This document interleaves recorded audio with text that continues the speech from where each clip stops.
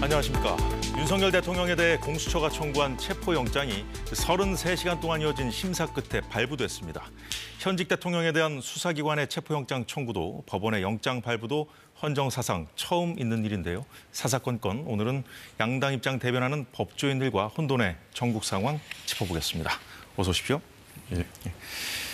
자, 우선 이 공수처의 그간의 수사 상황이라든가 이제 그 체포영장을 청구한 뒤에 이제 있었던 이제 발표 내용 같은 걸 고려해 봤을 때, 종합해서 고려해 봤을 때 오늘 발부 가능성 어느 정도 보셨는지요? 원영석 저는 원칙적으로 수사권이 없기 때문에 발부되지 않는 게 원칙이라고 생각은 들었지만 서부 지원으로 사실은 굉장히 좀 이색적인 그런 그 영장을 청구를 하는 걸 보고 혹시나 발부되지 않을까라는 예상도 조심스럽게 하긴 했었습니다. 예. 그래서 이번에 좀 발부된 게 좀 원칙을 넘어서는 일로 진행된 것 같아가지고 안타까운 마음이 있습니다.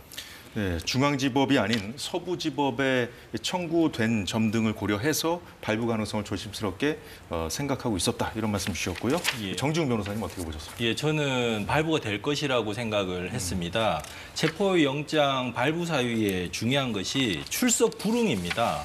그런데 18일, 25일, 29일 3일 동안 출석을 안 했고요. 예. 그리고 출석 거부의 우려가 굉장히 컸습니다. 이거는 무엇을 의미하느냐면 공수처에서 출석 요구 통지서라는 문서를 보냅니다. 그런데 그것을 한남동 관저에서 수령하지 않았습니다. 그렇기 때문에 이건 앞으로도 출석을 안 하겠다는 얘기고요. 무엇보다도 중요한 것은 죄를 범했다고 의심할 만한 범죄 혐의의 상당성이라는 부분입니다. 그거는 어디에서 나오느냐 하면 김용현 전 국방부 장관에 대한 검찰의 공소장에 보면 굉장히 충격적인 내용들이 많이 나오지 않습니까?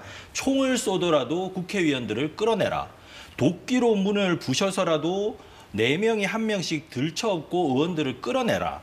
그다음에 또 요즘 또 조간에 보면은 단전 지시가 나옵니다. 우리가 그날 12월 3일 날 밤에요. 야간 투시경을 쓰고 들어왔는데 왜 쓰고 들어왔는지 많은 사람들이 의문을 가졌었거든요. 그거는 단전 지시하고 관련이 있는 겁니다. 이런 심각한 범죄 혐의의 상당성 이런 것들을 종합적으로 고려했을 때 저는 체포영장이 발부될 것이라고 거의 확신을 하고 있었다. 이렇게 지금 이제 정 변호사님 말씀대로 네. 출석 요구에 그간 응하지 않았다는 점은 이제 공수처가 체포영장 발부 그 원인으로 이제 오늘 발표한 내용이기도 한데요. 이 부분에 대해서도 원 변호사님 반론 듣고 다음으로 넘어가도록 하겠습니다. 근데 이게 수사권이 없습니다. 공수처가 내란죄에 대해서.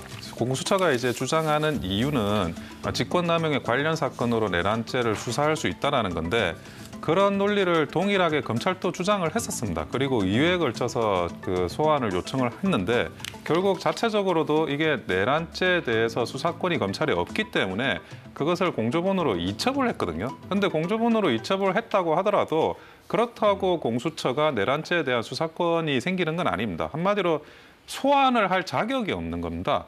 수사권이 없는데 소환을 한다? 그거는 위부합 수사가 되고요. 그 위부합 수사에 응하는 게 오히려 그 정당하지 못한 행위가 될 수가 있습니다. 그래서 그거는 제가 볼 때는 소환에 응하지 않았다는 걸로 하는 거는 좀 맞지 않다고 체포영장이 발부되자 윤석열 대통령 측도 즉각 입장을 밝혔는데요. 자, 윤갑근 변호사의 그 발표 내용 지금 영상 준비됐습니까? 예, 들어보죠. 예. 권한 없는 기관에서 청구한 영장이 발부됐다는 것이 놀랍고 그리고 어떤 공수처의 그동안 관할이 중앙지법이었는데 전례 없이 그 서부지방법원에 영장이 청구된 것이 참 유감스럽다. 그리고 이런 불법적인 또 영장 청구가 발부된다는 것이 이 법치주의에 맞는지 이런 불법적인 영장 청구는 불법 무효라는 입장입니다. 기본적으로 내란죄가 성립할 수 없다. 그 내란죄라는 것은 국헌 문란 목적이 있어야 되는 것이고 또 폭동이 있어야 됩니다. 근데 국헌 물란 목적도 없고 폭동도 없었다. 그렇기 때문에 내란죄는 아예 당초에 성립될 수 없는 범죄입니다. 네, 대통령 측 입장은 한마디로 이 체포영장 자체가 불법이라는 것인데요. 자, 이 부분과 관련해서 이제 앞서 원 변호사님 그 말씀을 주셨지만 공수처가 수사 권한이 없다는 데는 그동안 이제 야당 측 패널들도 이제 이견이 없었거든요. 근데 이제 어쨌든 그 이제 법원에서 영장을 발부했기 때문에 그 논란이 어느 정도 해소됐다고 보시는 겁니까? 그렇죠. 법원에서 만약에 이게 수사 권한이 없다 그러면은 이런 체포영장에 대해서 뭐 각 하나 기각을 했겠죠. 근데 공수처법에 보면요. 고위공직자 범죄 수사 과정에서 인지한 예. 그 고위공직자 범죄와 직접 관련이 있는 죄로서 해당 고위공직자가 범한 죄라고 명확하게 나와 있습니다. 대통령도 포함될 수 있다는 말씀. 대통령도 당연히 그 법조항에 보면 제1번에 대통령이 적혀 있고요. 그렇기 때문에 지금 비판하는 측에서 얘기하는 게 어떻게 꼬리가 몸통을 흔들 수 있냐 이 말을 하거든요. 이 말인즉슨 꼬리를 잡고 몸통을 잡아 당길 수 있다는 뜻입니다. 그렇기 때문에 공수처에서 그 어떤 그 권한이 있는 것이고요. 더더욱이 이게 권한이 더 있다고 판단할 수 있는 게 공조본이라는 거를 만들었습니다. 공조본은 공수처하고 경찰청 국수본하고 그다음에 국방부 조사본부 이 세 개가 합쳐져 있는 거거든요. 근데 우리 수사권이 경찰에 있다는 거는 뭐 법원 행정처장도 천대엽 행정처장도 국회에 나와서 얘기했지만 명확하게 경찰은 이게 권한이 있는 것이거든요. 그렇게 같이 공조본을 꾸린 이유는 뭐냐면 공수처에서 영장 청구권이 있기 때문입니다. 그래서 영장 청구권이 있기 때문에 이 공조본이라는 것을 만들어서 지금 하는 것이고요. 예. 그 공조본에서 협조를 해가지고 아마 체포영장 집행에 이제 들어가야 될 것이지 않습니까? 그때는 경찰에서 뭐 예를 들면 경찰 특공대를 동원을 한다든지 경찰의 인원을 지원을 받는다든지 이런 식으로 해서 체포영장의 집행이 이루어질 것으로 그렇게 예상이 됩니다. 자, 그러니까 이제 경찰에게 수사 권한이 있고 그렇죠. 공수처에게 이제 영장 청구권이 있기 때문에 네. 둘이 공조분 차원에서 이제 이루어진 것이기 때문에 같이 해서 권한이 있는 걸로 봐야 된다 그런 말씀을 좀 공수처법에서도 권한이 있는 것이고요. 적어도 꼬리를 네. 땡길 권한은 있는 거죠. 자, 예. 권영수 변호사님 반론해 주시죠. 우선은 그 공조본이라는 게 그 법적인 그런 조직이 아닙니다. 그리고 수사라는 거는 어떤 하나라도 기본권의 침해가 굉장히 큰 부분이라서 예. 적법 절차 원칙에 따라서 법률에 정하지 않은 조직이 뭘 행사할 수는 없어요. 그래서 이번에 그 영장을 청구한 것도 공수처가 청구를 한 거고 그게 공조본이 만들어졌다 그래서 공조본이 어떤 법률적인 권한이 새로 생기는 게 아닙니다. 그리고 공수처는 기본적으로 관할이 서울중앙지방검찰청 중앙지방법원입니다. 그거는 그냥 관례적으로 이야기가 되는 게 아니고 이미 공수처법 26조에 정해져 있습니다. 26조에 정해져 있는 걸 우회해가지고 지금 서부지법으로 갔는데 근데 그러면 영장이 발부가 됐으니까 뭐가 인정이 되는 거냐 합법화되는 거냐 전혀 아니고요. 영장이 발부되었다고 해서 위법한 수사가 적법으로 변하지는 않습니다. 대표적으로 이제 손준성 검사에 대한 고발 사주 사건인데 항소심에서 무죄가 났어요. 그 무죄가 났는데 그 무죄가 난 사유가 위법 수사에 의한 증거라고 해가지고 유죄의 증거에서 다 배제가 된 거거든요. 그거는 공수처가 뭐 압수수색도 하고 다 했어요. 그 영장도 전부 법원에서 나온 겁니다. 그렇다 하더라도 위법 수사는 위법 수사고 위법 수사에 대한 증거가 영장을 받았다고 해서 합법화되지 않는다라는 걸 그 항소심이 명확하게 판단을 한 겁니다. 그럼 이제 추후에 이제 뭐 기소가 되고 이제 법원에서 이제 판단에 들어가면 뒤집힐 수도 있다 이런 당연합니다. 말씀까지 하신 네. 것 같은데요. 그거는 이제 법원에서 판단할 문제고요. 지금 서부지법의 영장 청구한 부분에 대해서 예. 지금 아까 전에 화면에서도 나왔고 변호사님께서도 말씀을 하시지만 그것이야말로 정말 지엽적인 문제를 건드리는 거라고 저는 생각을 합니다. 공수처법 26조를 말씀하셨는데 공수처법 31조를 보면요. 명확하게 이걸 할 수가 있습니다. 31조를 보면 공수처 검사가 기소하는 고위공직자 범죄 등의 사건 1심 재판은 원칙적으로는 중앙지방법원이 담당하는 거 맞습니다. 그렇지만 범죄지, 증거의 소재지, 피고인의 특별한 사정 등을 고려해서 다른 법원에 공소를 제기할 수 있다고 명확하게 나와 있고요. 이 사건에 있어서 범죄지가 어디입니까? 대통령이 용산에 있으면서 이런 일들을 했습니다. 그럼 용산의 관할이 어디 있냐? 서울 서부지방법원입니다. 그리고 대통령이 지금 거주하는 한남동에 대한 관할이 어디냐? 서울 서부지방법원입니다. 이것은 명확하게 법적 근거를 가지고 있는 것인데 이게 법적으로 아무 문제가 없음에도 왜 서부지방법원에 했냐고 문제를 삼는 것 자체가 본질을 호도하는 것이다. 이렇게 말씀을 드리겠습니다. 네, 공수처법 31조라고 하셨죠? 네, 이걸 그렇습니다. 근거로 해서 서부지법에 영장을 청구하고 발부받은 것은 이제 법적으로 문제가 없다. 그런 말씀 주셨어요. 아니 그러면 중앙지방법원에 왜 안 했는지 오히려 묻고 싶은데요. 중앙지방법원에도 관할이 있는데 그래서 이제 문제가 되는 게 판사 쇼핑을 한 게 아니냐. 사실은 그동안에 그러면 그 전에 공수처가 했던 그런 전례를 보더라도 그렇게 그 중앙지방법원이 아니라 다른 데도 많이 했다 그러면 그거는 이해를 하겠어요. 그러면 판사 쇼핑을 하는 식으로 진행을 해서 이 영장을 발부받았다라고 생각이 드니까 여기에 대해서 의혹을 제기하고 문제점을 지적을 하는 거지 않습니까? 저는 왜 오히려 중앙지방법원에 안 했는지 묻고 싶습니다. 원칙이 그러함에도 불구하고. 네, 이 문제는 여기까지 하도록 하고요. 제가 꼭 자, 한마디 드리고 네, 싶은 짧게 말씀이 부탁드리겠습니다. 있는데 이 지금 대통령이 주장하는 게 형사 피의자의 기본권이라는 걸 주장하고 있습니다. 그런데 12월 3일 날 비상계엄으로 국민의 기본권을 아주 확실히 빼앗으려고 했던 사람이 아이러니하게도 헌법에 나와 있는 형사 피고인의 기본권 조항을 주장하는 것 자체가 참 아이러니하게 보인다. 이 말씀 드리고 싶습니다. 저도 여기에 대해서. 네. 그래서 지금 그 대통령이 헌법에 위반했느냐, 법률에 위반했느냐를 따져서 묻는다고 탄핵도 하고 내란죄 수사도 하는 건데 그 과정이 헌법에 위반이 되고 법률에 위반이 된다고 한다면 그게 오히려 더 명분이 없고 정의롭지 못한 그런 게 아니냐는 생각을 하고 예, 합니다. 일단 이 정도로 하죠. 예. 자, 이런 상황에서 대통령 측이 헌법재판소에 체포영장 권한쟁의 그리고 효력정지 가처분을 신청하겠다. 이런 입장도 좀 밝혔거든요. 네. 자, 이 부분.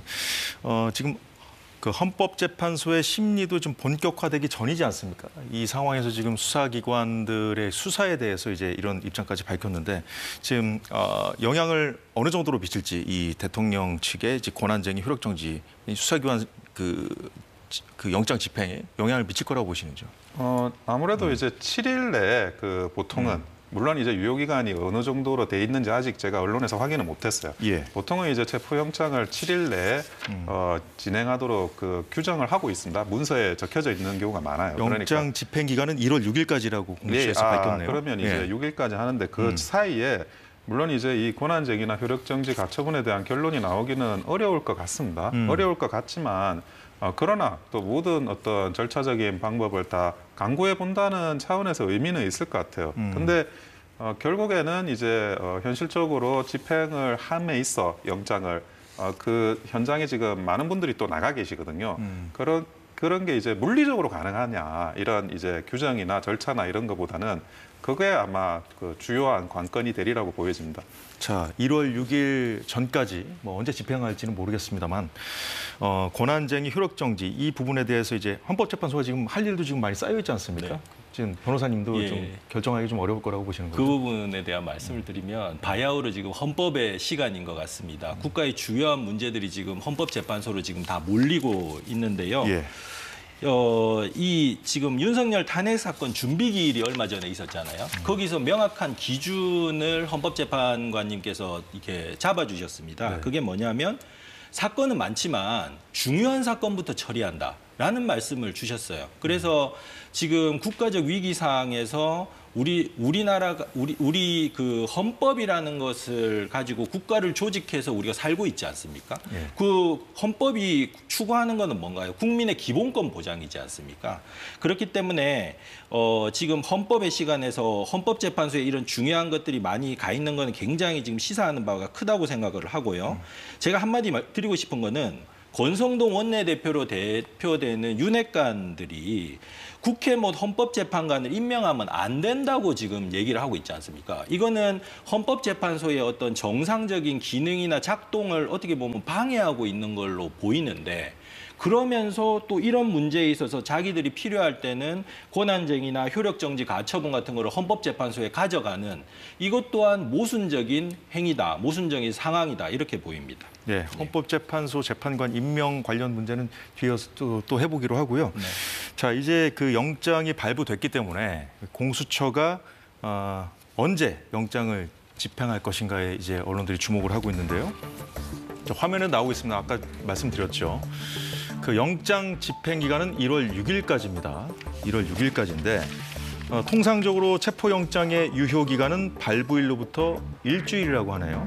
예, 일주일이라고 하는데 이 부분은 뭐 논란의 그 여지가 뭐 없어 보입니다. 별로. 그렇습니다. 예, 없어 보이는데 이 신병을 확보하겠다.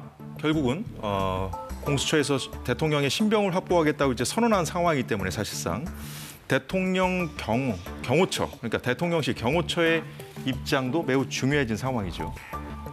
그러니까 영장 발부 소식이 전해지자 경호처에서 즉각 입장을 밝혔는데요. 대통령에 대한 영장 집행과 관련해서 적법한 절차에 따라서 경호 조치가 이루어질 것이라고 밝혔거든요. 자, 이 부분과 관련해서요. 여튼 대통령 측은 지금 그 수사기관의 수사라든가 영장 발부까지 이제 적법하지 않다는 그런 입장을 밝히기 때문에 경호실에서 적법한 절차에 따라서 하겠다는 것은 응하지 않겠다는 뜻으로 지금 해석이 되고 있거든요. 공수처의 집행에 대해서. 기본적으로 위법한 공무라고 생각을 하기 때문에요. 위법한 공무에 대해서는 공무집행 방해죄가 성립을 하지 않습니다. 그러다 보니까 적법 여부에 대해서는 판단을 해야 되고 그게 영장을 통해서 합리화될 수는 없기 때문에 거기에 대한 최종적인 판단은 이제 뭐 법원 이후로 최종적으로 뒤로 미루어져 있는 상황이라서 그전에는 각 기관은 기관대로 이제 판단을 할 수밖에 없고요. 위법하다고 하면 당연히 그 체포영장 집행을 제지하는 게 맞습니다. 그리고 이게 이제 그러면 이번 정부에서만 그러느냐 그게 아니라 그 문재인 정부에서도 그 산자부 블랙리스트나 블랙리스트 사건들이 있었어요. 그때도 청와대에 대한 압수수색 영장이나 이런 것들이 발부가 됐었습니다. 법원에서. 근데 그때도 자기들이 이제 그 어떤 그 군사 기밀을 요하는 시설에 대해서는 그 책임자가 승인을 해야 되는 그런 문제를 들어가지고 그 당시에도 그 영장 집행을 거절한 사례가 있습니다. 그게 뭐 이번 정권에서만 일어나는 사례는 절대 아니다. 그런 말씀을 드립니다. 저도 한 말씀 드리고 싶은데요. 그 지금 경호처와 저런 충돌의 이제 문제에 대해서 이제 그 걱정을 하시는데 저는 크게 걱정을 하지를 않습니다. 왜냐하면 경호처장이요 누구의 지휘를 받을까요? 경호처법에 보면요 대통령의 지휘를 받게 되어 있습니다. 그러면은 지금 상황에서는 누구의 지휘를 받을까요? 최상목 대행의 지휘를 받겠죠. 최상목 대행의 입장에서는 사법부에서 내린 결정을 존중해야 될 의무가 있는 겁니다. 그러면 최상목 대행이 경호처장에게 저 체포 과정에 협조하라 이렇게 이야기를 하면 됩니다. 그러면 경호처장은 그 부분에 대해서 따라야 되는 거거든요. 지금 그런 언론 보도들이 많이 나오는데 그 대전제는 제가 봤을 때 경호처장이 지금 윤석열 대통령의 지휘를 받는다는 대전제 하에서 충돌의 가능성이 있다 이렇게 보이거든요. 근데 최상목 대행은 당연히 헌법 질서와 법 질서를 지켜야 되는 대행의 지위에 있고 그다음에 체포영장이라는 것은 법률의 단계가 아니라 헌법의 단계에서 나오는 것입니다. 그렇기 때문에 더 상위법적인 헌법에서 일어나는 체포영장이기 때문에 경호처장은 당연히 따라야 되고요. 최상목 대행은 그에 협조하라고 지시를 할 의무가 있고 만약에 그걸 하지 않았을 때는 또 다른 어떤 징계 사유라든지 탄핵 사유가 발생할 수 있을 것으로도 보입니다. 대통령 그 신병과 관련된 문제도 권한대행의 그 역할로 봐야 된다는 의견을 주셨어요. 어떻게 보십니까? 공수처와 관련해서는 지금은 이제 대통령의 권한을 최상목 대행의 권한 대행이 지금 행사하고 있는 건 맞습니다. 그거는 맞고 하지만 적법이냐 불법이냐를 따지는 문제에 있어서는 누구의 지시라고 하더라도 그러니까 상관의 지시라고 하더라도 불법적인 지시를 부하가 따르는 거는 그거는 새로운 불법이 될 뿐이고 당연히 거부를 해야 되는 겁니다. 적법성 여부에 대한 판단은 각자한테 오롯이 또 있는 거지 그거를 불법한 지시를 한다, 적법한 지시를 한다. 그거를 지시를 했으니까 아무 문제가 없다. 그거는 전혀 뭐 그렇게 되진 않고요. 근데 그동안 이제 논란이 짧게만. 되는 게 제가 이 질문을 드릴게요. 이제 그 대통령직은 지금 유지가 되고 있는 거죠. 직무만 정지됐지. 그렇죠. 이 문제도 그러면 그 직을 우선할 거냐, 직무, 그러니까 역할로 우선할 거냐 이런 논란이 될 수도 있지 않을까요? 아니 그러니까 지금 대통령은 직무가 정지돼 있기 때문에 예. 경호처장에 대한 당연히 어떤 지시권이나 명령을 할 수는 없습니다. 직무에 따라가야 된다는 말씀이신가요? 예? 직무, 아니, 직이 아니라. 직무에 따라가야 된다고 생각을 하고요. 어쨌든 직무는 다 정지가 되어 있는 상황이고 이 상황에서 대통령이 경호처장에 대한 명령을 할 수 있느냐? 저는 없다고 보고요. 예. 그다음에 지금 우리 변호사님께서 적법, 불법, 이게 위법 수사 뭐 이런 말씀들을 계속 하시는데 일흥은 사법부의 판단으로 체포영장의 적법성은 확보가 된 겁니다.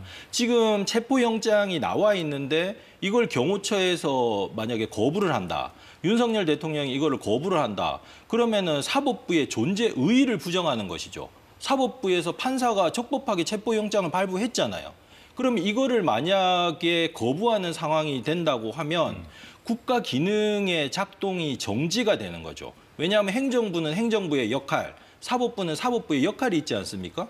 사법부가 국가의 명령을 내린 겁니다. 체포에 응하라고. 그럼 그 국가의 명령을 따라야죠. 예, 이상입니다. 그 체포영장 발부 소식이 전해지자 정치권도 즉각 반응을 내놨는데요. 먼저 여당 지도부 발언부터 들어보겠습니다. 현직 대통령이 이 증거 인멸에 염려가 있다거나 무슨 뭐 도주 우려가 있다거나 이런 것도 전혀 없는 상황에서 더군다나 애도 기간에 이렇게 체포 영장을 청구해서 발부되는 것은 대단히 유감스러운 일이라고 생각을 하고 또 그 영장을 청구하는 절차에 있어서도 그 공수처에 대응하는 기관인 중앙지법이 아니라 지금 이거 야당이 추천한 헌법재판관 후보자들이 있는 그런 서부지법에 영장을 청구하는 부분도 대단히 문제라고 생각을 합니다. 대통령께서 적절하게 대응하리라고 보고 있습니다. 그리고 수사와나 재판과 관련된 문제에 대해서 우리 당이 뭐 이래라 저래라 할 사안은 아니고 그거는 오로지 대통령의 몫이다 이렇게 생각합니다. 네, 국민의힘 반응 봤고요. 이어서 민주당 반응까지 보고 이어가겠습니다. 국민의힘은 체포영장까지 발부된 내란 수개를 감싸지 말고 국가 비상상황 수습에 적극 협조하길 바랍니다.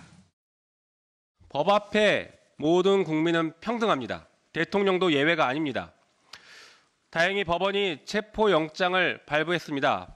밤새 법원의 체포영장 발부 소식만 기다리던 국민들께서 일단 안심하실 수 있게 됐습니다. 그러나 체포영장을 집행하는 과정과 그 이후의 수사 과정에 매우 험난할 것이다라는 예상 누구나 하고 있는 것 같습니다.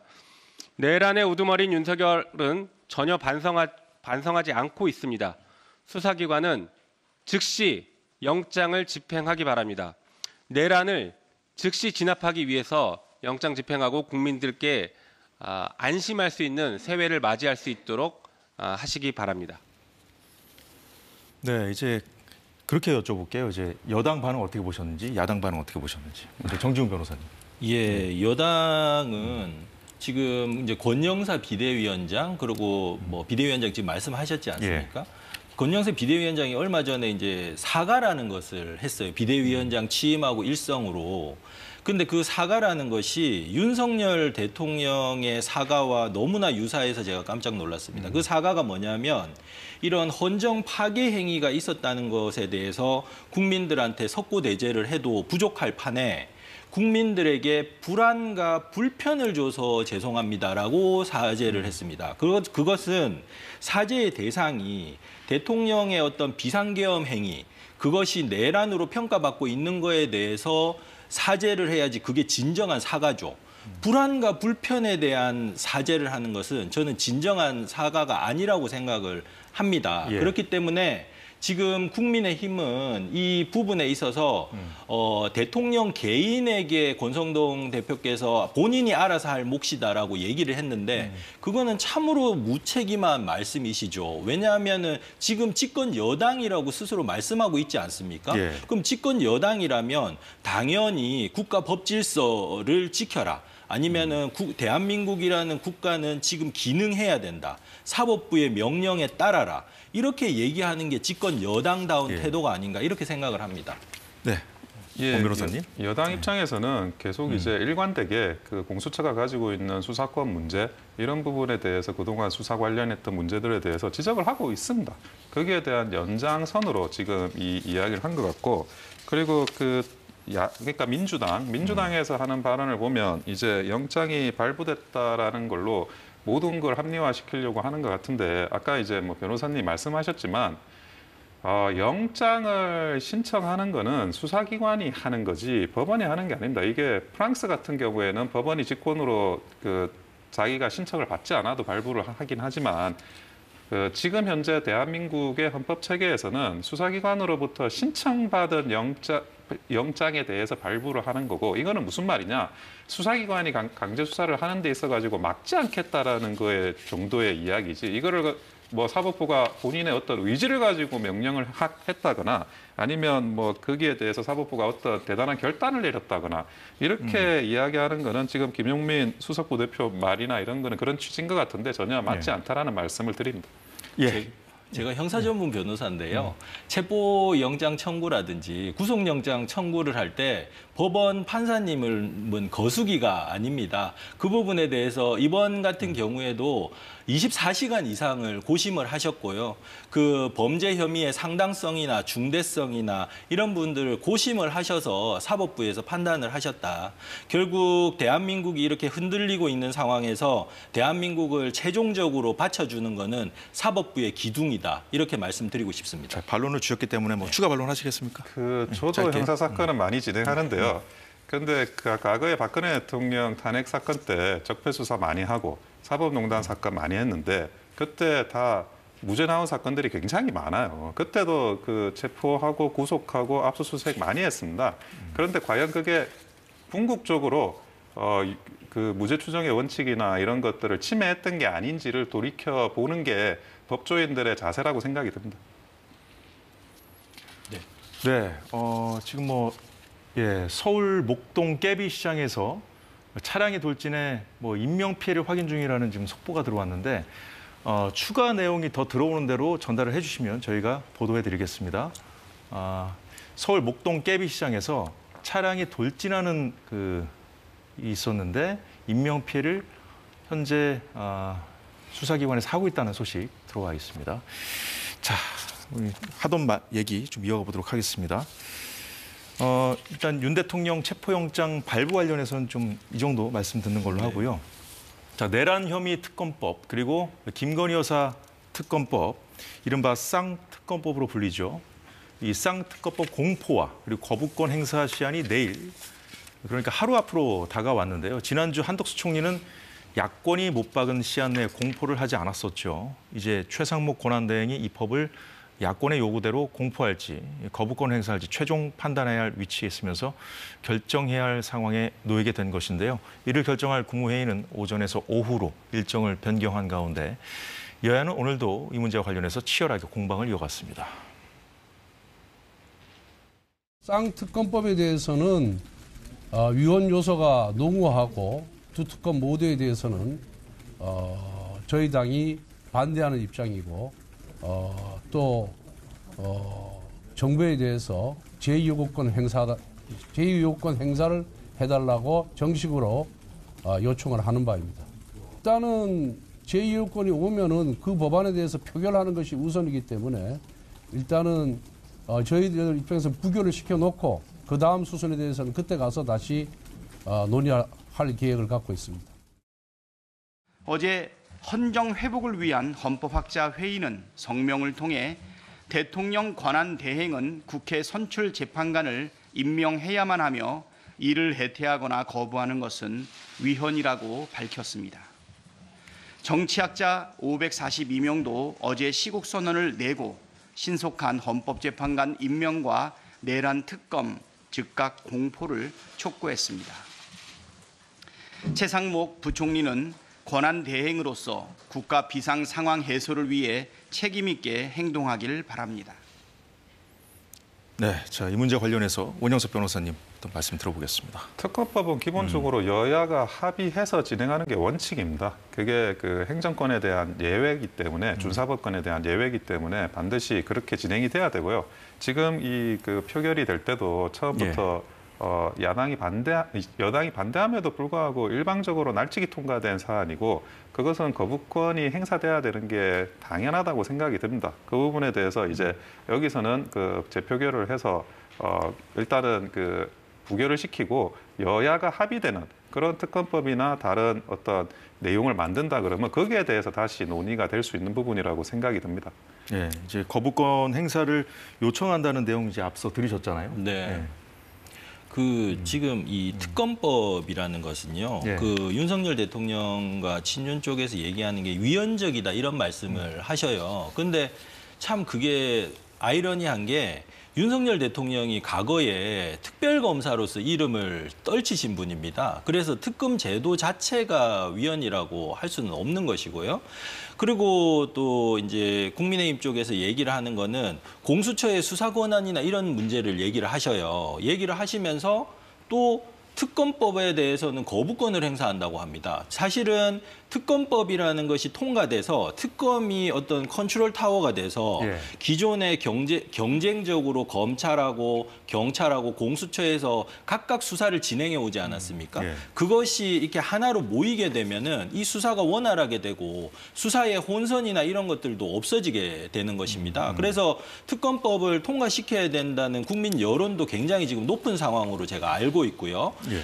예, 그렇습니다. 네. 저 일단은 오늘 국무회의 그 회의 결과는 아직 그 보도된 것이 없고요. 아직까지는 내일까지 시한이잖아요. 저 네. 내일 오전에 또 국무회의를 열 수 있는 것이고요. 네. 뭐 가능성 좀 열어두고 계십니까? 뭐 내일까지 시한이기 때문에 엄청 고심이 깊겠죠. 그런데 국민의힘에서 문제 제기하는 것 중에 문제 제기할 만하다라고 제가 스스로 생각이 드는 거는 그 어떤 특검의 추천권의 문제입니다. 예. 그게 특검의 추천권을 뭐 민주당 쪽에서 이제 원하는 대로 이렇게 특검을 할 수 있다 뭐 이런 거를 문제 삼는 것 같은데요.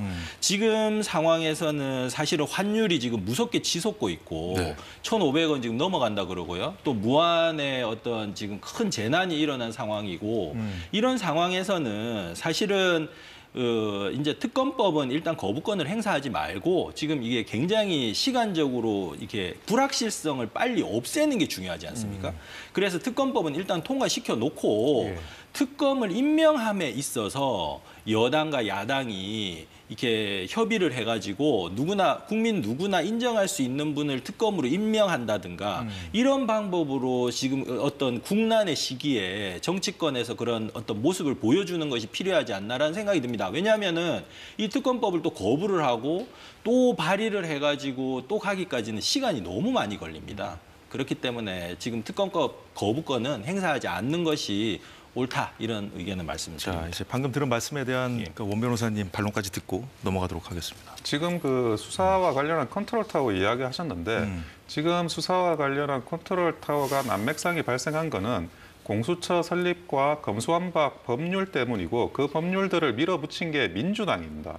적어도 지금 그 컨트롤 타워 문제를 이야기하겠다고 한다면 그러면 민주당은 국민들 앞에서 검수완박 입법이나 이런 공수처 입법에 대해서 사과하고 그리고 폐지하는 거 쉬워요. 그 공수처 관련한 폐지 또는 이제 검수완박과 관련한 그런 법률 얼마든지 뭐 지금까지 해온 걸 보면 그걸 동의를 여당도 당연히 동의할 거고 그거 하고 나서 그리고 나서 뭐 특검을 논하더라도 논하는 게 이래 순서라고 생각이 듭니다. 제가 짧게 말씀을 드리면 부처님께서 독화살 맞았을 때요. 이 독화살이 어디서 왔고 이게 누가 쐈고 이러고 생각하면은 그 독이 다 퍼져서 죽습니다.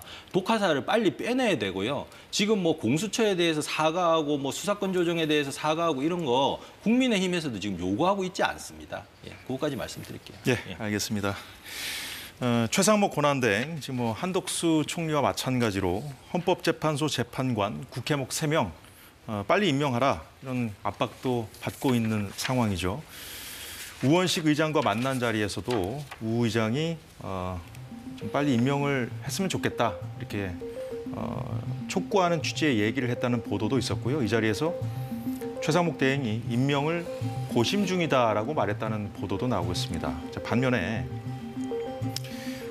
최상목 대행도 한덕수 총리와 마찬가지로 임명 보류를 할 수 있다는 이런 보도도 있고요. 사실 지금 현재까지는 최상목 권한대행 본인의 입장이 이제 나온 적은 없어요. 직접적으로 언론에 한 얘기도 없고 그래서 우리가 예단하고 할 수 없는 상황이지만 확실한 것은 그 야권으로부터 이제 빨리 임명하라는 그 요구를 거세게 받고 있는 거는 사실이거든요. 어떻게 할 거라고 보십니까? 지금 사실은 한덕수 권한 대행이 재판관 임명은 여야가 합의되기 전까지는 하기가 어렵다라고 이미 발표를 했고요.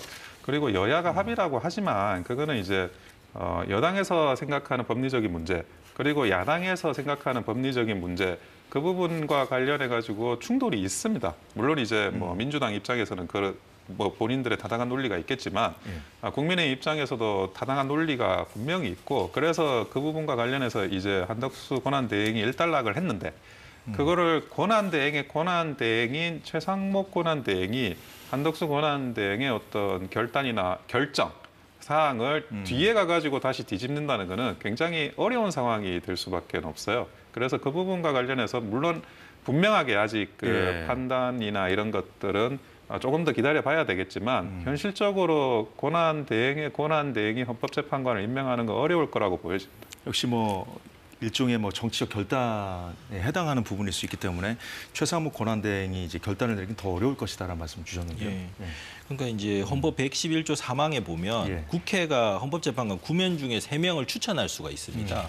그런데 이 3명 추천 중에서 민주당 2명, 그다음에 국민의힘 1명 이렇게 합의가 이루어져 있는 상황이었습니다. 그래서 이제 지금 다 후보자들 청문회까지 다 했고요. 여기서 대통령의 역할은 형식적이고 소극적인 임명권에 불과한 겁니다. 그렇기 때문에 지금 법률안에 대한 거부권이라는 그거보다 더 강력한 재량적인 행위를 하지 않았습니까?